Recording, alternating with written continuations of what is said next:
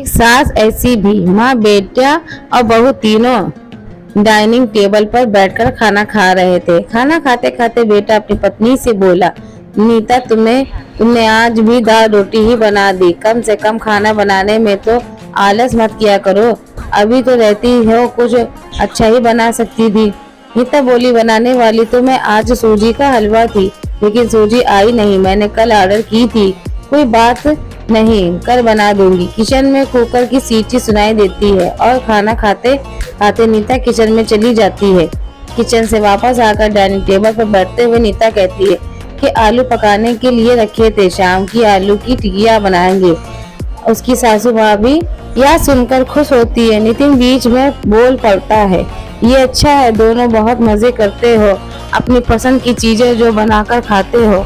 तभी dining table बजती है। सुनीता फिर से खाने की टेबल से उड़कर दरवाजा खोलने चली जाती है। दरवाजे पर डिलीवरी बॉय सूजी लेकर आया होता है।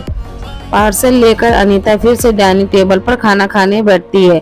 तब माँ बेटे से कहती है कि तू दरवाजा खोल देता, बेचारी को खाना खाते समय भी सुकून नहीं है।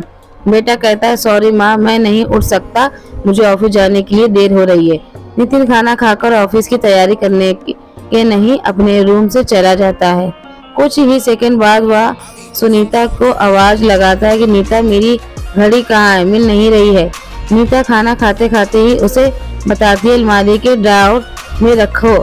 नितिन कहता है कि नहीं मिल रही है। नीता एक बार फिर खाना खाने के टेबल से उड़कर उसकी तरफ जाने ही वाली होती है कि सासू माँ उसे रोक लेती है और पहले खाना खाने के लिए कहती है। सासू माँ कहती है, बच्चा नहीं है, ढूंढ लेगा वह। अगले दिन सुबह सुबह नितिन आपके बेडरूम से कोई फाइल ढूंढ रहा था और उस फाइल को ढूंढने के चक्कर में उसने पूरा कमरा तहस नहस कर दिया होता है। नितिन घबरा रहा था। उस घर में कभी कोई चीज अपने ठिकाने पर मिलती ही नहीं है। इन औरतों को भी काम नहीं है, इसलिए हर चीज इधर से उधर करते रहते हैं। नीता अपने कमरे में आकर कमरे का बुरा हाल देखती है तो नितिन से पूछती है कि क्या कर रहे हो। नितिन कहता है कि वह फाइल कहाँ है जो मैंने तुम्हारे परसों दी थी। पति पत्नी की यह बातचीत माँ सुन रही होती है, जिसका नितिन को पता नहीं होता। अब माँ और नीता की नितिन को सबक सिखाने के लिए प्लान करती है। अगले 2 दिन सुबह सुबह जब नितिन नींद से जागता है तो नीता को चाय के लिए चिल्लाकर कह रहा होता है कि पास ही में सोफे पर बैठी माँ उससे कहती है, नीता नहीं है, वह अपनी माँ के घर गई है, कोई जरूरी काम था। नितिन फोन निकाल कर नीता को कॉल करते लगता है। माँ तब उसे रोकते हुए कहती है, फोन तो मत कर, माँ के घर ही तो गई है, आज आएगी 2 दिन में। नितिन फोन रख देता है और माँ से कह रहा होता है कि माँ चाय। तभी माँ बोल पड़ी, हाँ 2 कप बनाना, मैं भी पीऊंगी। बेमन से नितिन किचन की तरफ जाने लगता है चाय बनाने के लिए। तब मैं तो फिर से खड़े होते हुए कहती, अरे बेटा रुको। नितिन को लगता है कि माँ उसे रोककर चाय बनाने चली जाएगी, लेकिन माँ कहती है, मेरी चाय में थोड़ी चीनी कम मत डालना। नितिन चाय बनाकर लाता है। माँ और बेटा दोनों चाय पी रहे होते हैं। तब माँ बोलती है, अच्छी बनाई है, लेकिन नीता जो चाय बनाती है उसमें तुलसी कुछ पत्तियां डाल देती हैं, उसका स्वाद भी अलग आता है। बेटा कोई नहीं, अगली बार जब तू चाय बनाएगा तो ध्यान रखना। नितिन माँ की तरफ देखता ही रह जाता है। थोड़ी देर बाद नितिन माँ से कहता है, माँ आज खाने में मटर पनीर। माँ फिर से नितिन की बात काटते हुए माँ कहती है, अरे वाह, आज मेरा बेटा मुझे मटर पनीर पकाकर खिलाएगा। अच्छा है, काफी दिनों से मटर पनीर खाने की इच्छा हो रही थी। नितिन कहता है, अरे माँ, मैं तुम्हें मटर पनीर बनाने के लिए कह रहा था। माँ कहती है, नहीं बेटा, मेरे घुटनों में बहुत दर्द रहता है और मैं इतने घंटों तक किचन में नहीं खड़ी रह सकती।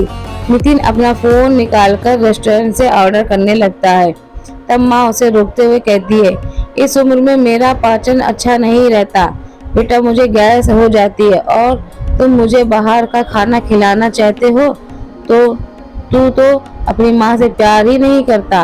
नितिन ना चाहते हुए भी घर का खाना बनाने के लिए किचन में चला जाता है। 1 घंटे बाद खाना बना के तैयार हो जाता है। नितिन तो थाली में खाना परोसकर माँ के पास आता है। माँ देखती है कि नितिन ने दाल रोटी बनाई है। माँ नितिन से कहती है, अरे बेटा तू तो मटर पनीर बनाने वाला था ना। नितिन कहता है, माँ यह आसान था बनाने के लिए। माँ कहती है, नीता होती तो मुझे आज मटर पनीर बनाकर ही खिलाती। चलो कोई बात नहीं, मैं कहाँ हर दिन मटर पनीर खाती हूँ। अगर आज भी दाल रोटी खा लूंगी। आज मैं बैठक के साथ मिलाकर खाते हैं। दोनों बैठकर खाना खाने लगते हैं। नितिन ने पहला निवाला मुंह में रख कर होता है कि माँ उसे कहती है, ओ बेटा दाल में नमक थोड़ा कम है, जाकर जरा नमक लेकर आ। नितिन खाते खाते उठता है और किचन में जाकर नमक लेकर माँ को देता है। फिर माँ अपना खाना खाने बैठता है। बीच में माँ हंसने लगती है और नितिन से कहती है, अरे बेटा खाना गले में अटक गया, थोड़ा पानी लेकर आ। नितिन फिर से खाना खाते खाते उठता है और पानी लाकर माँ को देता है। इन सब से नितिन के मुंह पर परेशानी साफ दिखने जा रही थी। नितिन ने अब महसूस भी हो रहा था कि जैसा बर्ताव वह नीता के साथ करता है उसे कितना बुरा लगता होगा। हालांकि नीता के मुंह पर भी कभी किसी शिकन नहीं आती थी। माँ यह नहीं रुकती, खाना खा के और जाने पर नितिन को थाली धोने के लिए कहती है। फिर माँ अपने बेड पे आराम करने लगती है। जब नितिन चादर ओढ़ आने के लिए कहती है तो उसके बाद नितिन रूम से जा रहा हूँ जब तक उसे रोककर एसी कम करने के लिए कहती है। जब इन कामों में आप परेशान हो जाता है लेकिन कुछ बोल नहीं पाता। अगले दिन सवेरे सवेरे नितिन खाना बनाने के लिए सब्जियां काट रहा होता है, लेकिन उसका ध्यान सब्जियों पर नहीं होता। वह नीता के बारे में सोच रहा होता है कि और पछतावा कर रहा होता है कि कितना गलत था कि हाउसवाइफ काम का आसान होता है। तभी बेख्याली से उसकी उंगली कट जाती है, उसके खून बहने लगता है और वह बेसिक में अपनी उंगली धोने के लिए चला जाता है। तभी नीता उसके पास आकर उसके हाथों में पट्टी बांधने लगती है। यानी कि नीता कभी माँ के घर गई नहीं थी। वह तो सासू माँ के प्लान का हिस्सा था जिससे वह नितिन से छुपकर उसी घर में रह रही थी। नितिन नीता को देखकर काफी खुश हो जाता है। नीता से कहता है, घर काम हम दोनों मिलकर क्या करेंगे। नीता पूछती है, ऐसा क्यों? नितिन कहता है कि घर में का काम सीख जाऊंगा और घर अगर हम दोनों को है तो हम घर का काम भी हम दोनों ही होना चाहिए।